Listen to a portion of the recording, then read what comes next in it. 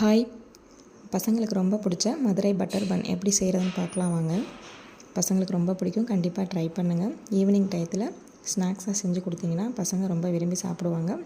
ரொம்ப ஃபில்லிங்காக இருக்கும், கண்டிப்பாக ட்ரை பண்ணுங்கள். நம்ம பன்னை ஸ்லைஸ் பண்ணி எடுத்துக்கலாம். அதில் மேலே கீழே ஃபுல்லாக நம்ம பட்டரை அப்ளை பண்ணிவிட்டு மேலே ஜீனி கொஞ்சமாக தூவி விட்டுக்கலாம். ஒரு பேனில் பட்டர் ஃபுல்லாக சேர்த்துட்டு நம்ம ரெடி பண்ணி வச்சுருக்க பன்னை இந்த மாதிரி ஃபுல்லாக சேர்த்துக்கலாம். நல்லா ரோஸ்ட் ஆகணும். மேலேயும் கொஞ்சமாக பட்டர் ஃபுல்லாக அப்ளை பண்ணிக்கோங்க.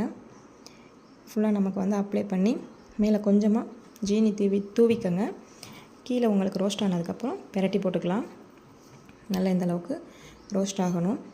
நல்லா ரோஸ்ட் ஆனதுக்கப்புறமா காய்ச்சாத பால் அதில் சேர்த்துக்கலாம். நல்லா சேர்த்து ஃபுல்லாக ஊறி ஜீனியெல்லாம் மெல்ட் ஆகி வந்ததுக்கப்புறம் ரொம்ப டேஸ்ட்டாக இருக்கும். கண்டிப்பாக ட்ரை பண்ணி பசங்களுக்கு கொடுங்க.